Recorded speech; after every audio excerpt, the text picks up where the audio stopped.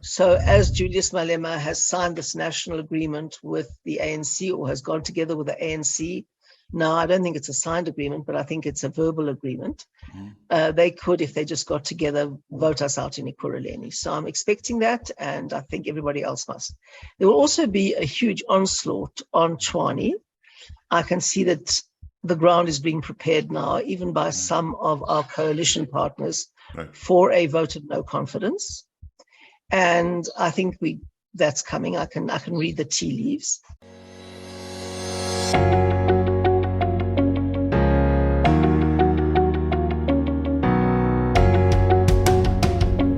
Good morning, viewers of WorldView. Welcome again to another session. This is the #1 media company where we explore everyone's perspectives on things that can broaden our worldview. Today, I'm truly excited to finally have a sit down with Helen Zille, the former leader of the DA. She used to be Minister of Education in the Western Cape, but before that, during apartheid, she was a journalist, and she's one. I think were you the first person to report on the Steve Biko murder, Helen? Yes, I was. Yes, I was, Solly. Yes. Not the Steve Biko murder, but the real reasons for why he died. Okay. The murder had been reported and covered up, but my editor and I will always give Alistair Sparks the shared credit for that. It was not only me. Right. Alistair and I were the first people who did that, yes. Okay, so Helen also became the Premier of the Western Cape. I would say very successful Premier of the Western Cape. I remember her for one thing that I continue to be proud of. No blue light brigades all over the place in the Western Cape. That was awesome. and of course, she's now a small thing, Sally. Such a small thing, and you remember that. No, it's a big thing. I hate it when I do. Have you tried to travel from Johannesburg to Pretoria or Tshwane with all those big people thinking they're big, pushing you off the road in big black cars? If somebody become MEC, they suddenly have to travel with brigades. I've met Alan Winde having coffee with his family in Cape Town. Nobody's going after him. He doesn't have to run around thinking I'm such an important person. I need 10 cars to accompany me. And that's cool. That's what I like the Western Cape for, in part. Anyway, this is a very disrupted introduction. But Helen was also the Premier of the Western Cape. As I said, she is still the chair of the Federal Council. I've always wondered, is moving from being the leader of a party to Federal Council in terms of the DA, is it like moving from being CEO to chairman of the board? Well, I have been the CEO of a small company. Yes. But I've never been the chairman of the board. Yes. My job is quite different. My job is like the Secretary General of a political party. In many political parties, they use the term Secretary General. Right. And I think that is what my title would be like. Okay, so chair of the Federal Council almost seems like, what do you call, what does Malema call himself? He calls himself the CIC. Yeah, it sounds like that. Okay, anyway, Helen, just call me chair of the Federal Council. No fancy titles, no blue light brigades, no fancy titles. Right. Helen, welcome. I'm really delighted to have this conversation with you. I don't even know where to start. We've already started, haven't we? Yes, we have. Yeah, so let's talk about that Biko incident a little bit. A lot of people forget about it. They think that your life started when you became a member of the DA. Let's talk a little bit about Steve Biko, what happened around the time, and what would have been missed by the people of South Africa and the world had you guys not got onto that story. Well, Solly, I was a journalist at the time. I was a junior reporter at the Rand Daily Mail. And I was very keen to get up in the world of politics. The world of journalism. I worked very, very hard. Right. My passion was political journalism. I was very committed to political journalism because I felt that I could play a role in South Africa by exposing what was really going on. And as a young journalist, I was sent all over the place. I was sent to what was then known as Turf Loop when there were the riots on. I was sent all over the place. I was sent to every hotspot, and I loved it. I used to go with a photographer normally, and we'd go off in a little Beetle, which is the car that the Rand Daily Mail gave to its journalists to go all over the place. It was a company car, and we really enjoyed that very much indeed. So as a young journalist, I was working very hard. And then Steve Biko was murdered. And the Minister of Justice then, Jimmy Kruger, said he died after having gone on a hunger strike. And the impression for all the world to see was that he had died as a result of the hunger strike, right, which of course we knew was a lie. Steve Biko had been detained about a week, maybe 10 days before he died. And he was a large man. And there was no way that even if he'd eaten nothing for a whole week, he would have died in a week. So we suspect that something was very badly wrong. And then Steve Biko, the Biko family had a private autopsy. And the doctor who did it was incredibly helpful to us. And we followed that route and we got the autopsy results with the permission of the Biko family at the time. However, we had to cover our source very well. So we had to do a whole range of interviews that managed to cover our source and get it from another source, which is what one does as a journalist when one is trying to protect one's sources.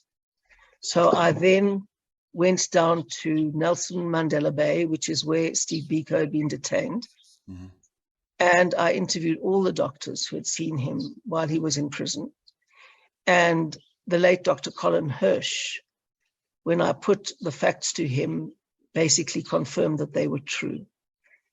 And then we could attribute the information to a whole range of doctors who had seen Steve Biko, and not only one of them. And then we could break the story. So it was a very interesting. Did you ever meet him, Steve Biko, before he died? I never met him, no. But I obviously knew a lot about him, had heard a lot about him. I had seen him speak publicly. I had done all of that, and I had read a great deal about him. I was a student at university when he was as well. And while I was NUSAS inclined, he then started the Black Consciousness Students Movement at the time. I think it was SASO, the South African Students Organization, and had a very different outlook. We had a non-racial outlook. He had a Black consciousness outlook. And of course, I read a great deal about that at the time. Okay.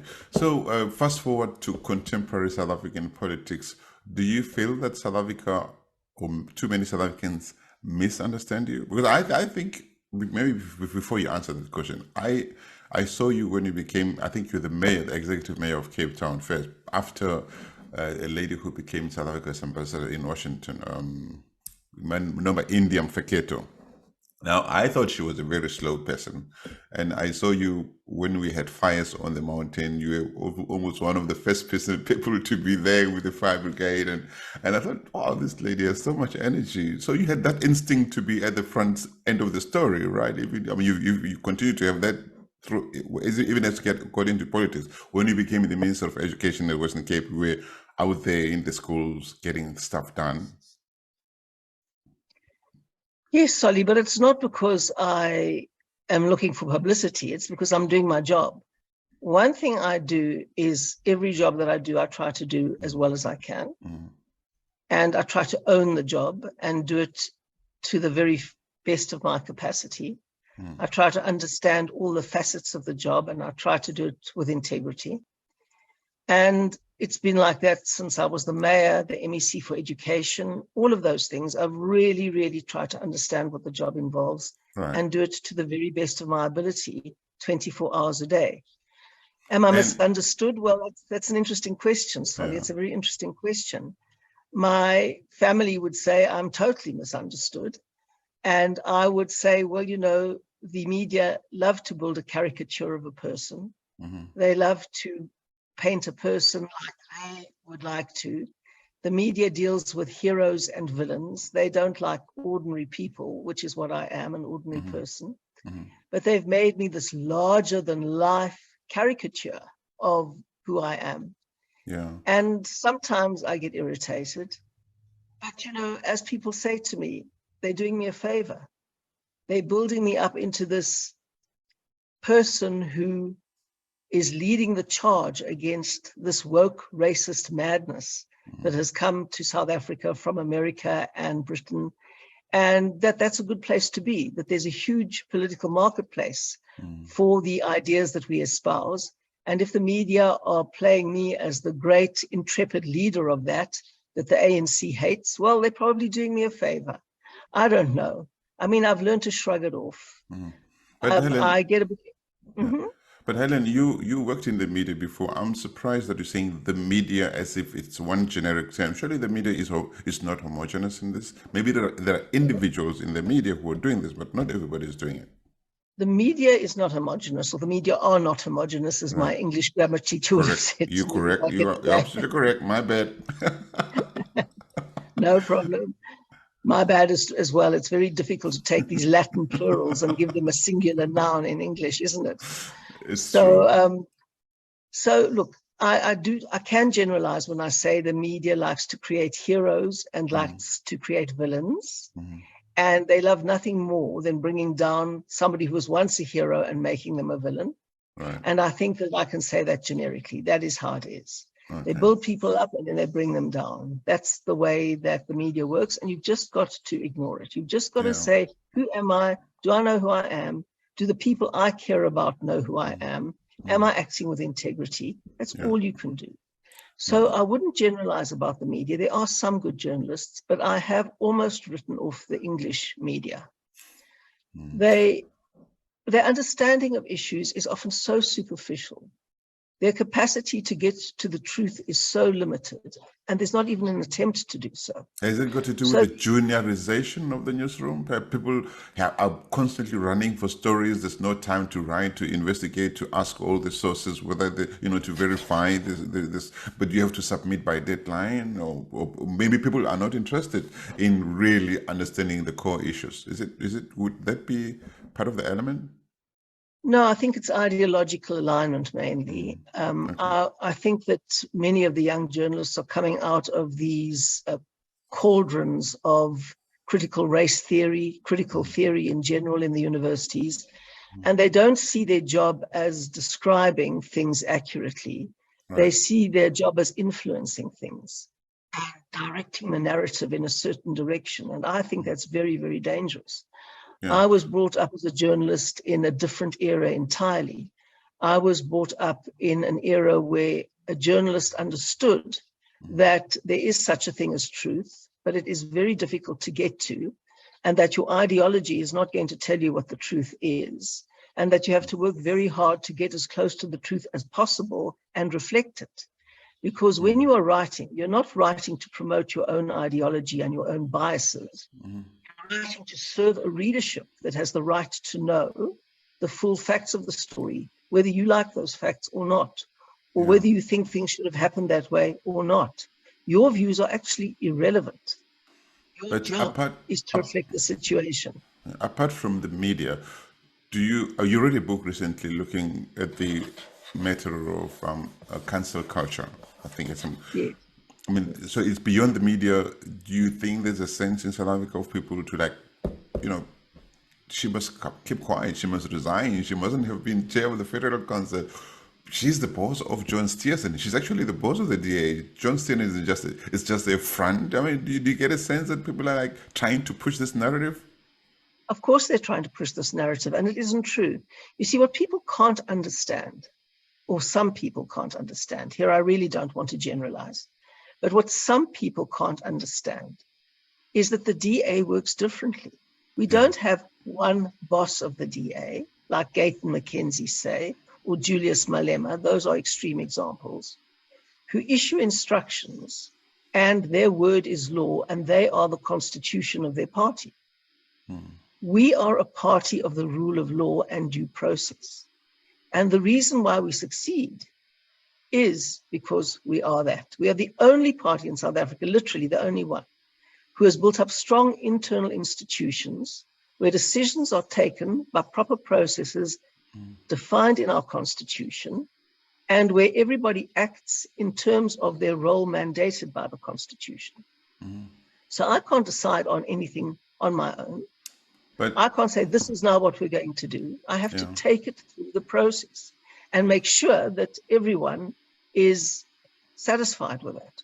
But we live in an era in South Africa also where it seems like it's just easy to put tax on people, on parties, and then it's sorted. It goes into a pigeonhole. It's sorted. So people say of the DA, it's a racist party because it cannot hold on to black leaders. I mean, just recently, another black leader left. And what's going on? Each time these black leaders leave, they go and say, yeah, it was tough there. It's not a safe space for black people. People say Phalatse was forced to say certain things, but of course she did come out and say, wait, that's not true. Actually, I had not even spoken to the party. So let's talk about all that. Why is it? Now people are saying you're arrogant. You, the party, are arrogant because Helen Zille controls everything. What do you make of all this stuff? Well, the first thing, Solly, as you know very well, and as well as I know, when you start labeling people, it means that you have run out of rational arguments. It is quite ridiculous to say we are arrogant because we want to stick to a negotiated and signed agreement.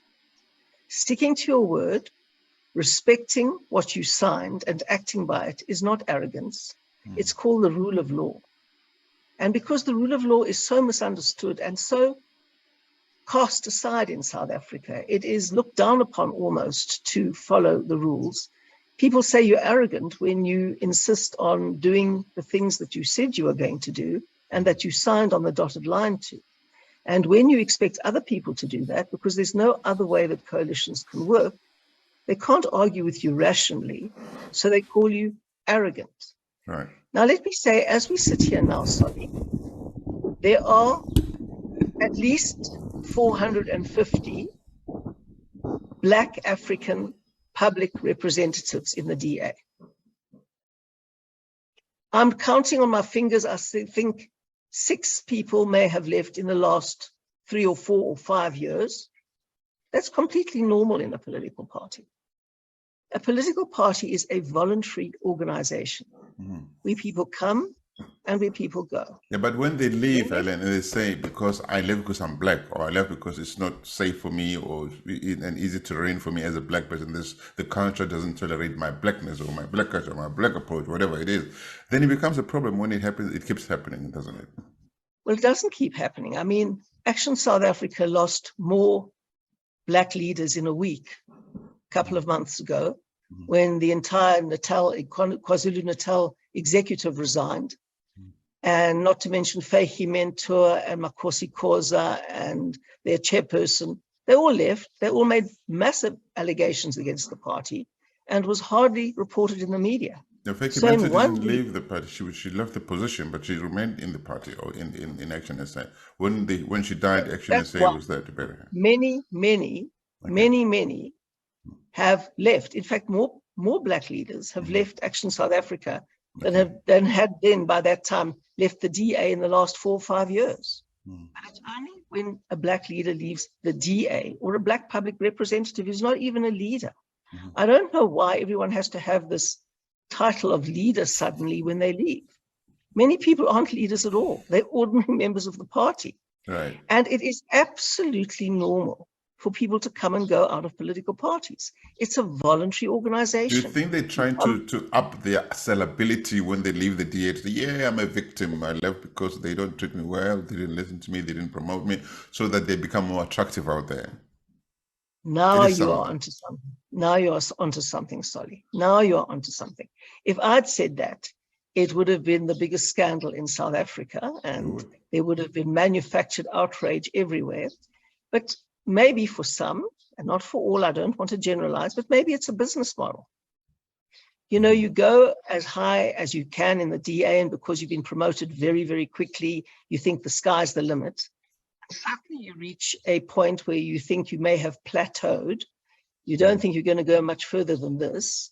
And that comes as a bit of a shock to you because, look, the path up till here has been so easy and it has been so painless.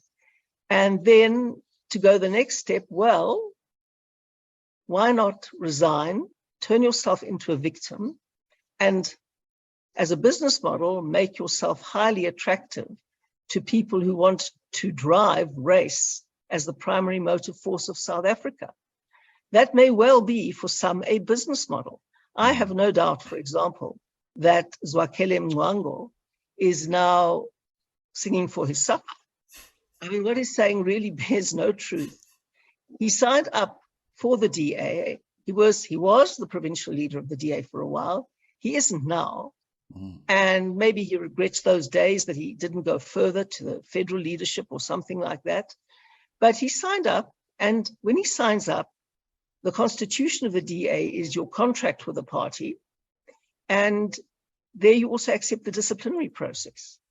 And when the disciplinary process was applied fairly and squarely to him as to everybody else, he took offense. So it is a question of people getting status through victimhood. And in critical theory, you only have status if you are the victim of white racism.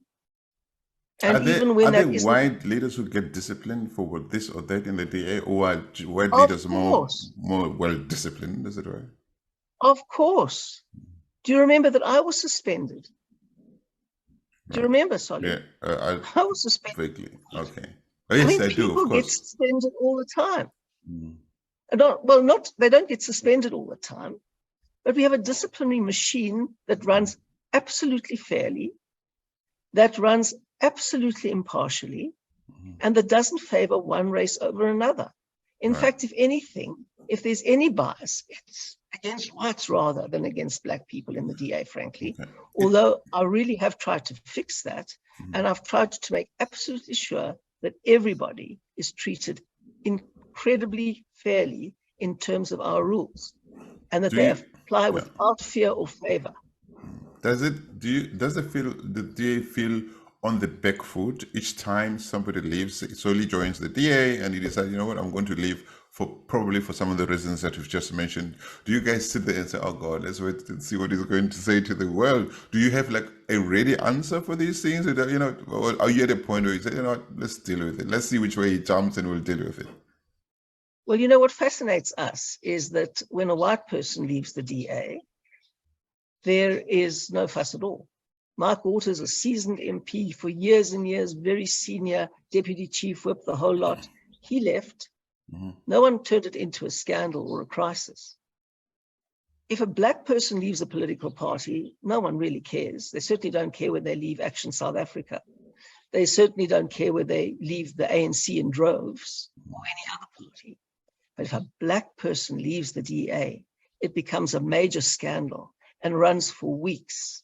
Now look at the ANC's top 6, now top 5. They are only black men. There's not even a woman in them. It's crazy. Since Jesse Duarte. Yeah. Not 2022. Can you imagine if the DA's top 6 looked like this? We are the only completely non-racial party, the only party with a diverse leadership. Yet we are attacked all the time for having a race problem. We're the one party that doesn't have a race problem. All the research shows you that our support base, our voters, are exactly 1/3 white, 1/3 black, and 1/3 brown. We are the only truly non-racial party. Yeah, but do you think the ANC? Yeah, sorry, go ahead. The ANC has absolutely no prominent white people left, except I would say Carl Niehaus, and they're trying to get rid of him too. Well, which ANC is trying to get rid of Carl Niehaus? Not the other one. Maybe the one is, but not the other one. Who knows? But he will tell you that the ANC he belongs to is the right ANC. The one that's suddenly misgoverning South Africa is not the right ANC, and they need to clean it up. He will tell you that. He told me that at least. Well, I'm sure he did. But the bottom line is that the ANC used to be a non-racial party, and it isn't anymore. True. That's the point I'm making. But Helen, these things, I know that when somebody takes time to look at the facts, they might come to a different conclusion. But the truth is, perceptions out there are fed by these. We keep saying that a lie many times repeated doesn't become truth. But it seems like in South Africa, a lie repeated many times becomes truth. Zuma is innocent. He's just an innocent victim of apartheid and got this and that and all that, because it's repeated over and over, even through song, right?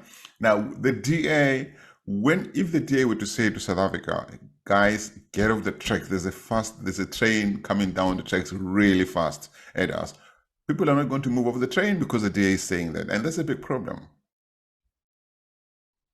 Well, you know, Goebbels, the Nazi minister of propaganda, recognized that very much a long time ago. He said, if you repeat a lie often enough, it will be accepted as the truth.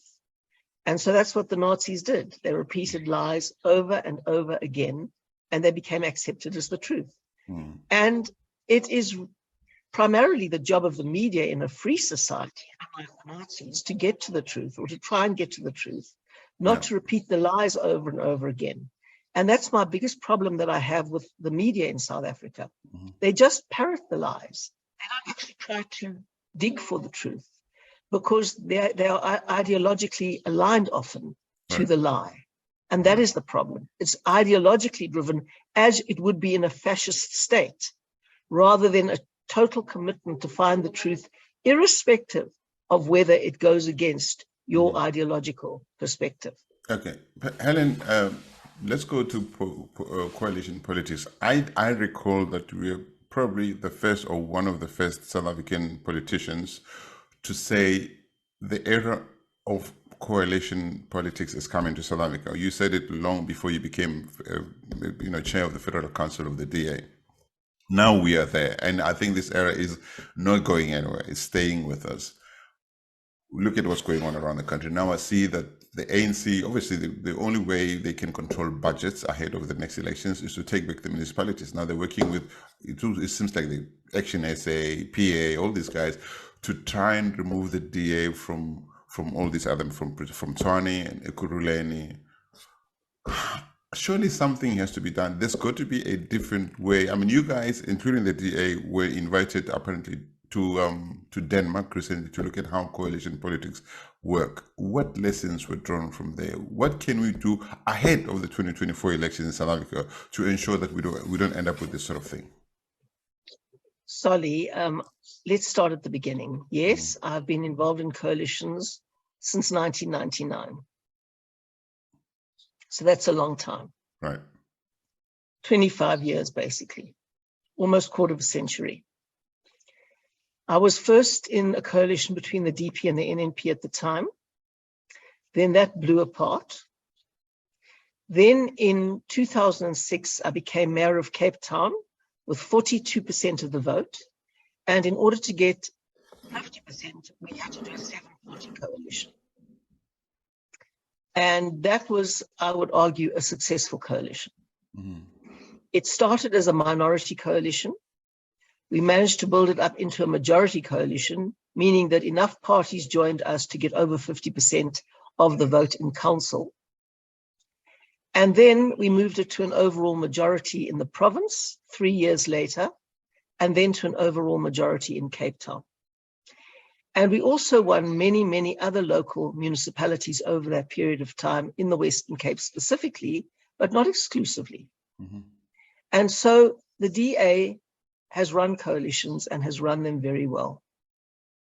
Obviously, the places that are governed best in South Africa are those where the DA has an overall majority, where we have 50% plus of the seats, which is very, very rare in a proportional representation system. Proportional representation systems, unlike constituency systems, encourage coalition politics. In Britain, you have a constituency system, and there that encourages a 2-party system. But proportional systems like ours encourage coalition politics. Do you think that should change? Well, we believe in electoral reform, but I'm coming to that right now. Okay. In fact, electoral reform is one of the most pressing things that South Africa needs. But in Europe, they have coalitions and always have had. But these coalitions are stable, not because the political parties don't argue and fight with each other. They do. That's the nature of politics. But those coalitions succeed because they are in a structural context that makes it possible for them to succeed. The rules of the game are clear. They are not clear in South Africa. Is that what it is? Well, let me just explain what I mean by this. Yeah. Firstly, once you sign a coalition agreement in a European country that has, this is Johannesburg, the Hardy-Dars. I'm sorry about the Hardy-Dars. Once you sign a coalition agreement in a European coalition, it is considered to have the force of a binding legal contract. Right. No one tries to randomly change their position or their powers or anything until the next election. So it's fixed. A deal is a deal. A contract is a contract. Your signature means something. In South Africa, coalitions are not worth the paper they are written on. But it's because the rules are not clear, or are people just ignoring the rules? Well, if the law made it essential to forge a coalition agreement that would remain in place unchanged till the next election, that would give us a legal framework within which coalitions could be stable. Right. In our country, we have the following situation. We negotiate coalitions, and I led the DA negotiating team for weeks and sometimes months. It took us 9 months to get a coalition agreement in Nelson Mandela Bay, for example. And many small parties have the balance of power, which means that if they cross over to the ANC, the DA coalition falls. Right. That's what the balance of power means. And when you've signed a coalition agreement, that must be almost like a marriage contract. We are together now. And till the next election, we recognize the rules that we've agreed to. But in a marriage agreement, if the one partner becomes abusive or seems to be aggressive, the other partner can decide, you know what, I'm not staying in this marriage anymore. Yeah, absolutely. But the problem is that when you sign a coalition agreement and no partner was being abusive, the DA follows the rules to the letter, and we are never abusive. I can assure you that. In a coalition agreement, you just have to wait for 5 years. Yeah. And you can vote against each other, but you keep the coalition agreement intact. The coalition itself doesn't fall. There are no such things as random motions of no confidence. You can't just bring them up every time you want the government to change because you disagree on one thing. That has to remain stable. And so, of course, that doesn't exist in South Africa. That doesn't exist at all. And so we negotiated Johannesburg last year, and then we reopened the negotiations in February to bring in the Patriotic Alliance to give us a stable majority coalition. We renegotiated it 6 months ago. And they said, no, we're in now till 2026. Thanks for making space for us. This is our word. Our word is our bond. And 5 months later, they're demanding new positions and different things. And it's not arrogant and it's not abusive at all to say, listen, guys, we have just negotiated this. Can we please stick with our word? But does anyone mention what the residents want? It seems like it's all about what position are you going to give us? What position do you get? Who's getting that position? And the whole concept of DA-led or Action SA-led or ANC-led, should it not just be coalition? Or even though you have the bigger number, maybe you need to underplay that we are the leaders of this coalition. Or does it matter? Well, let me explain to you. The time when residents are absolutely critical is when they vote, because then they vote for a set of policies. Right. You hope at least that they do.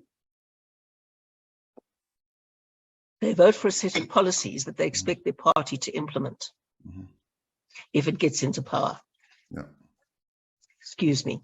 Now, in coalitions, it's a little bit more complex because you have to give and take. And that is why when we negotiate coalitions, they take a very long time because we don't begin with the positions. Most people only think of the positions and they want to start with the positions. Right. We say no. We start with the principles and the values. So what motivates people to choose a particular position? Which are the most attractive positions for coalition for small parties? Is it the ones with big budgets, tenders? Let me quickly take you through this. We go through the principles and values. We go through the joint coalition objectives and the priorities. Right. We go through the major objectives of the term of office, drawn from everybody's manifesto. And only at the very end do we get to positions, even after we have dealt with conflict resolution mechanisms, deadlock breaking mechanisms, all of those things. So it's a step-by-step process.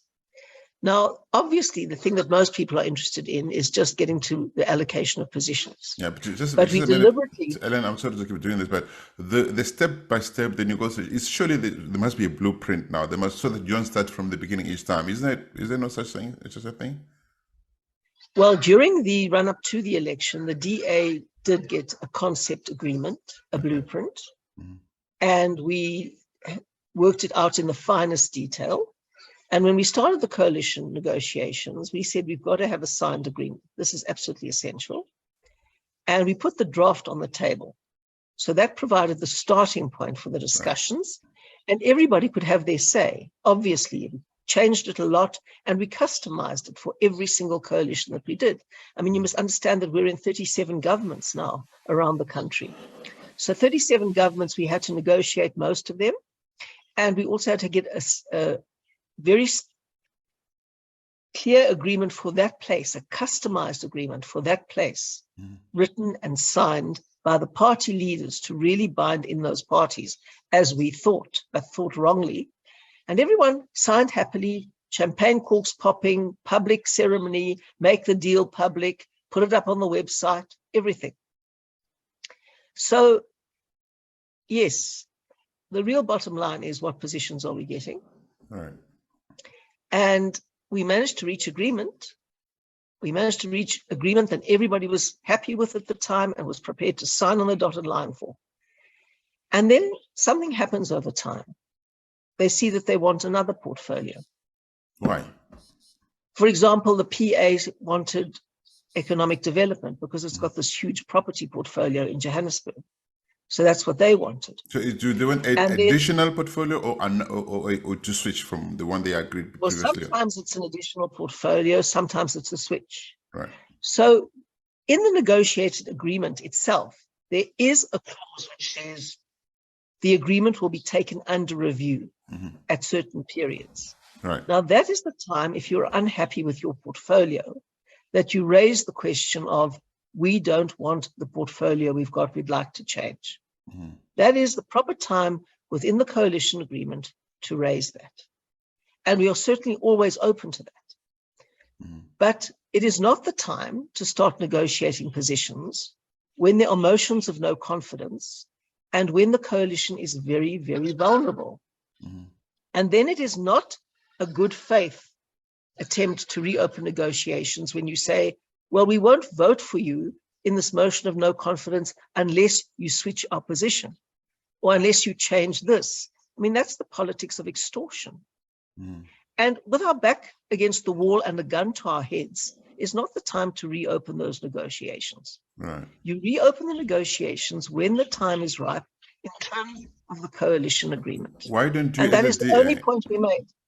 Why don't you, as a DA, say whenever a party comes up to say, look, we want to switch or want that portfolio in addition to what we have, why don't you say, let's make it public? Tell the public that you decided that you want this position and tell them why you want this position. Let's put it out. Then we can have a conversation. Because now it seems like we, the residents, don't know what's going on. We just see people fighting over positions. And then the next thing, the same people who went into politics as small parties because they were unhappy with the ANC are happy to hand over the municipalities to the ANC.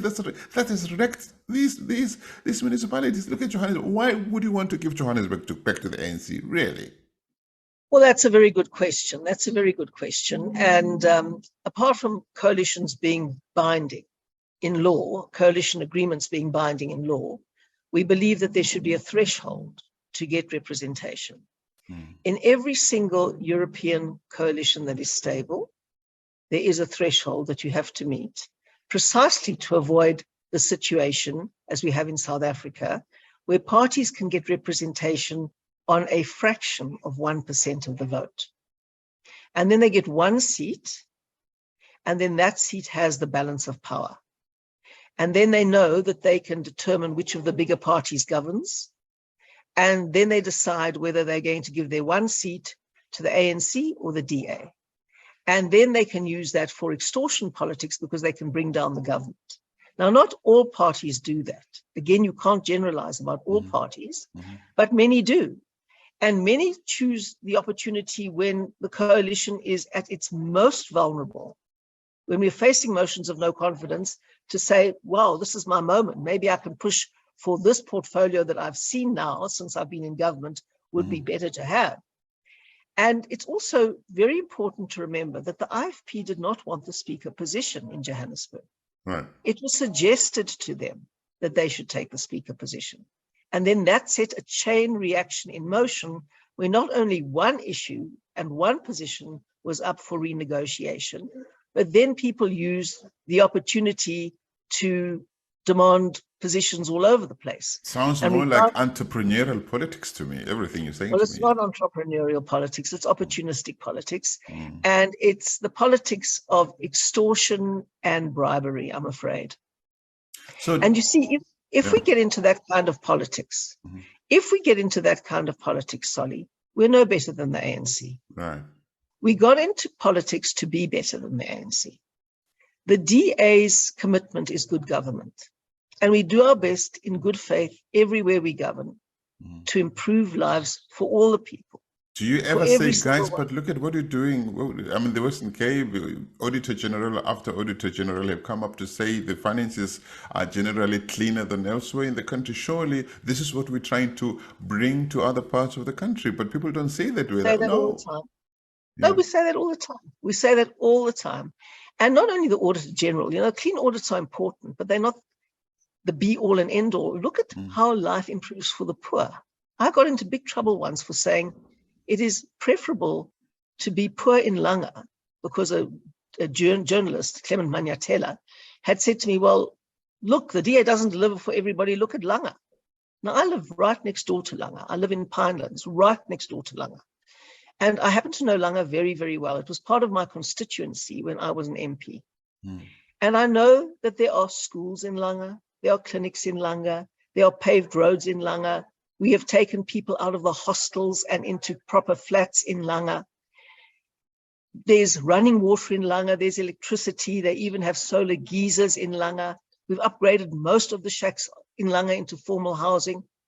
There's an unbelievable amount of investment. But there again, the thing that gets repeated is that the DA is taking care of white areas, traditionally white areas, historically white areas. They're neglecting black areas. And from time to time, you do get a voice from Langa saying, no, that's not true. They're not doing enough for us. So it seems like people around South Africa have been conditioned to focus on whether the DA is doing better in the townships in Cape Town is particularly than whether the ANC or other parties are doing better in the townships in the cities they govern.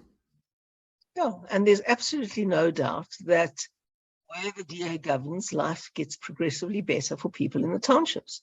You must understand the level of migration that we've had in the Western Cape and the hundreds of thousands of people who've come.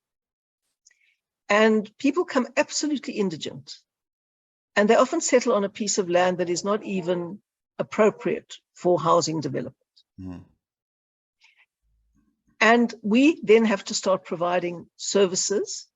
And I can promise you we do that. Even on marshlands, we were the first place to provide electricity to people in shacks when it was completely against the ANC's policy to do that. Now, obviously, that doesn't justify the fact that people live in shacks. But what is the role of government? The role of government is to provide basic services to ensure education and health systems are functioning for the poor, to ensure that water, electricity, road networks are there, public transport networks are there. Our job is not to make sure that everybody is living in a mansion with a double garage. We can't afford that. Our tax base simply can't afford that.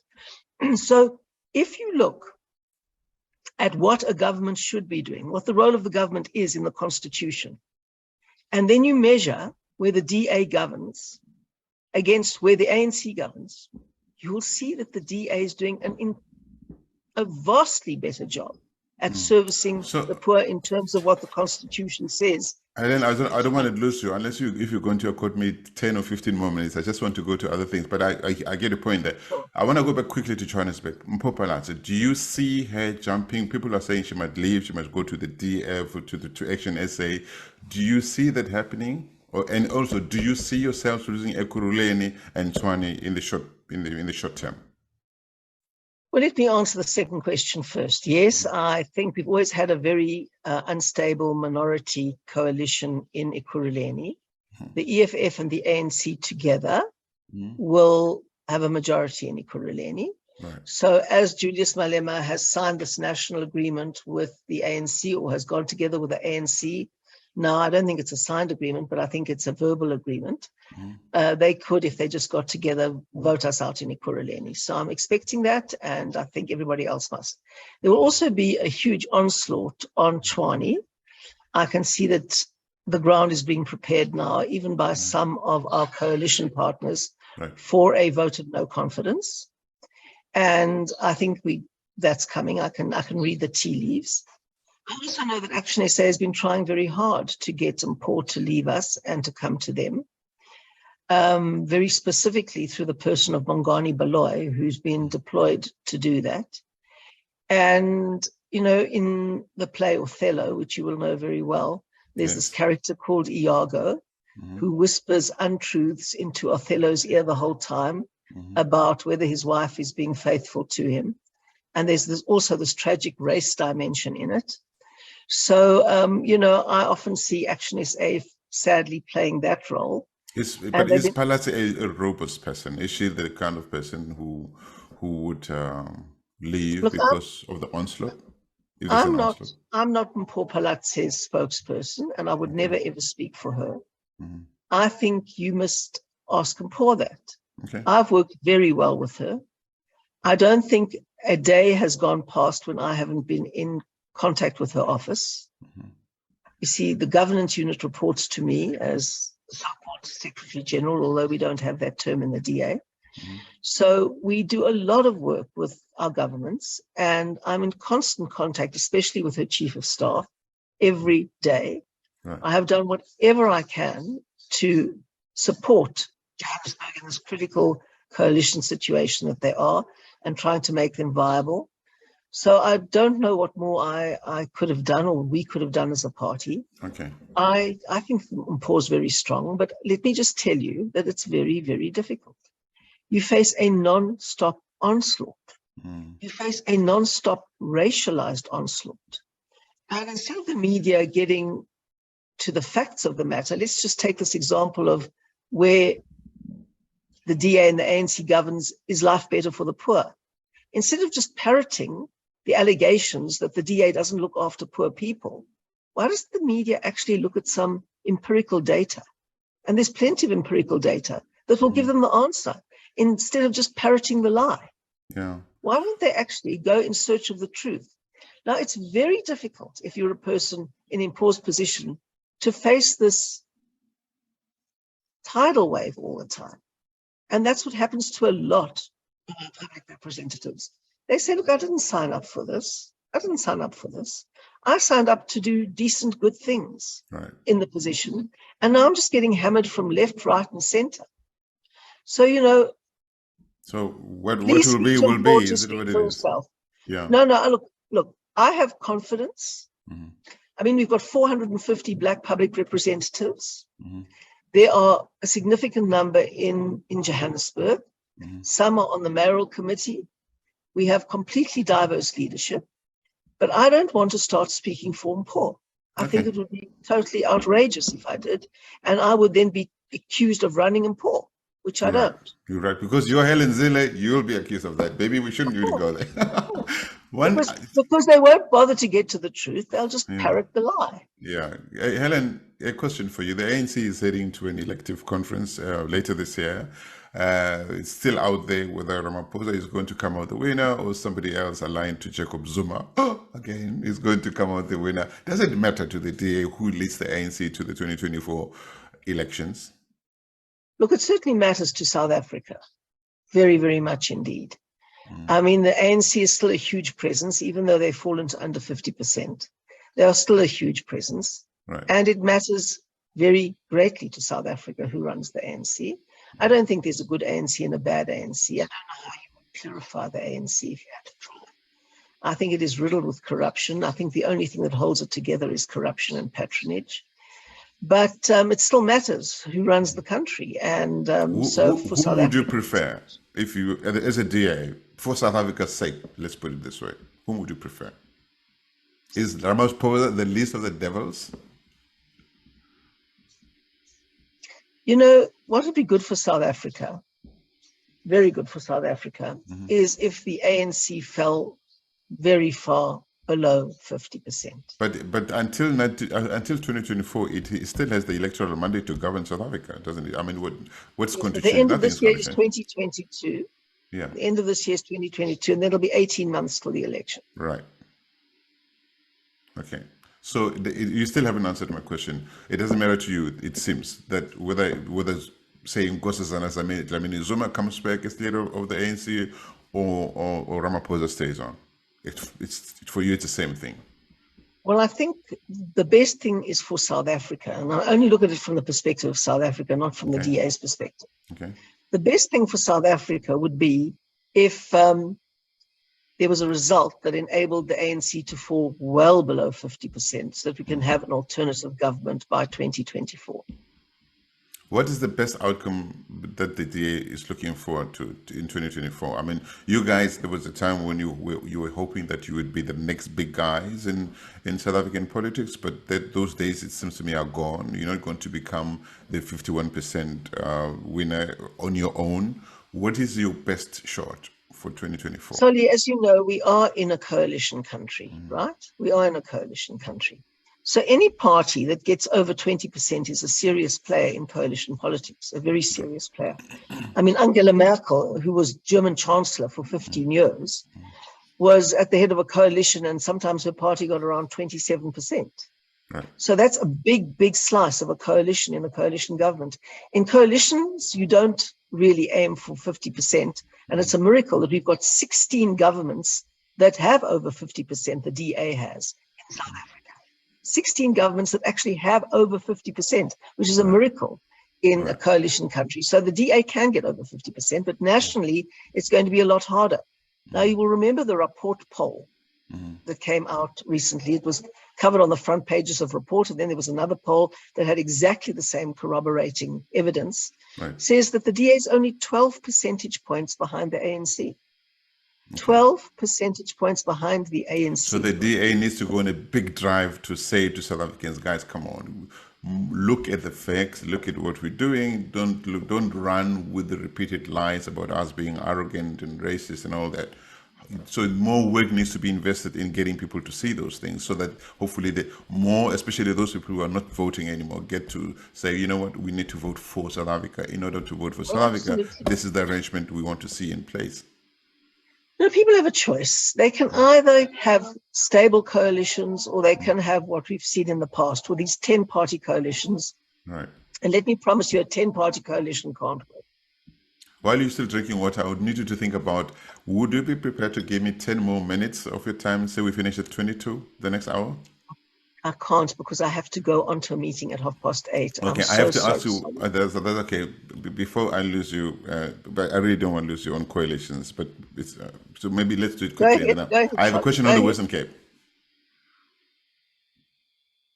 Go ahead. Okay, so this whole thing about devolution, I mean, I understand that, for instance, in terms of policing, you know, daily, the national police could determine whether the Western Cape government in particular can control crime or can bring down levels of crime and all that. Now there's this whole devolution committee. What is it about? It's about pushing the issue of devolution. We are a federalist party. We believe that far more powers should be in the hands of the provinces and in the hands of municipalities if they are competent and capable to perform those functions. The Constitution allows for that as well. And we want maximum powers to be decentralized, because it's common cause that everything the centralized ANC has touched has been broken. Right. We've got a competent DA government in the Western Cape and in Cape Town and in many other local authorities, and many more powers can be devolved to them. And that is what we're working for. And that has nothing to do with Cape Exit. It's got nothing to do with secession, making the Western Cape an independent country. There are some people pushing for devolution who would support secession, but the DA isn't one of them. And what we've done is we've got the single issue campaign. Now, you'll know from the old days when we were in the end conscription campaign, for example, there was a whole range of parties, of NGOs, of parties, everybody, and they disagreed on many, many things. But the one thing they did agree on was to end conscription. Right. And so a single issue campaign is a good way of getting people who usually disagree on many other things to fight together for the one thing they agree on. And that makes a lot of sense. And devolution of power is crucial, not only for the Western Cape, but for everywhere else. It just so happens that the Western Cape is currently the only province governed by a party that supports devolution. That's why we're starting to drive it there. But if we were to win Gauteng or the Free State or the Northern Cape or KwaZulu-Natal or anywhere else, we would drive for devolution just as much. Okay. Obviously, you can't drive for devolution to an incompetent ANC government. Then nothing would change. You've got to drive for devolution to a competent government where they have professionals who know what they're doing and can implement those functions. Okay, two quick questions. I don't want to lose you, Helen. One, would the DA be open to a pre-electoral, that is pre-2024, UDF kind of arrangement, so that you say to the people of South Africa, to other parties and formations, you come together and say, okay, let's create a better deal, a different deal that we're going to sell ahead of the elections, and stop this nonsense, my word, my vocabulary, of waiting to go through the elections and then start saying, okay, what deal, what seat do you get, what seat do you get? We need to really make South Africa dream again of a potential for South Africa. Would you get together and agree on a deal and put even together a cabinet, post-2024 cabinet, before 2024 happens, and sell it to South Africans? Look, the bottom line is this, that when you go to elections, you sell policies, right? And there's no credibility in saying all these parties will work together because coalition agreements have no force in law. Right. So we're selling a myth. We're selling a complete myth. None of this has any credibility whatsoever because we know that people just switch and change whenever they see something better coming along or whenever the ANC makes them a better offer. That happens all the time. So the rules have to change. They play us off against each other. They say, what will the ANC give us? Then they come to the DA and they say, the ANC's offered us this, what would you give us? Wow. So all of these verbal agreements actually are not worth the time and effort and paper they are written on because they are not respected when the rubber hits the road. But in any case, with coalitions, what you have to do is see how the voters voted, then look at all the different permutations, because there are many different permutations of how you could put together a coalition government, right, and then choose not necessarily what is best, because there's never a best. There's never a best when you have to make these choices. The best would be a clean 50% DA government. But we mustn't kill ourselves. That's unlikely to happen at a national level now. So then you look at all the permutations of possible coalitions and you say, which is the least worst? That's what you do. Okay. And you can't say that ahead of the election. You've got to see how the voters will vote. And any agreements ahead of the elections are, just like coalition agreements now, not worth the paper they're written on if they get a better offer from another team. Okay. Helen, one last question. Some people think you must get off Twitter. What do you say to them? I say that I'm on Twitter because it's a public platform. And if people like me abandon Twitter, you leave it to the wokes, the critical race theorists, the critical gender theorists, the race mongers, the hateful people, and the people who want to manufacture outrage all of the time, the people who practice cancel culture. You leave that entire marketplace of ideas to them alone. And I say no. Okay. If it's going to be a public platform that is a marketplace for ideas, everybody has a space and a place on it. I totally agree. Anyway, Helen, it's clear that we need 2 hours to have this conversation. There's so much to discuss with you, but I know you have to rush off to another meeting, and I'm really happy that you agreed to come and have this one-on-one with me. I hope there'll be another one because there's so much to talk about, not just for the sake of talking, but getting messages out there for South Africans, hopefully giving them different perspectives and hoping that they will integrate other things in their thinking, or maybe understand you better, understand the DA better. And Helen, to our listeners out there who have been who've stayed with us up to this far, it means that they enjoy this platform, WorldView, and I hope that you others will share it out there, subscribe to WorldView, and those who want to advertise on it, of course, can also do that. This is Solly Wang, who's been with Helen Zille, and I'm the leader of the Federal Council of the DA. Helen, thank you so very much. Thank you, Solly, and we'll set up another time. I think an hour is about as much as anybody can digest for a podcast, but I'd be very happy to do it again. Thank you. Thank you. Thank you very much. Have a nice day ahead. You too. Thanks so much. Bye-bye. Bye.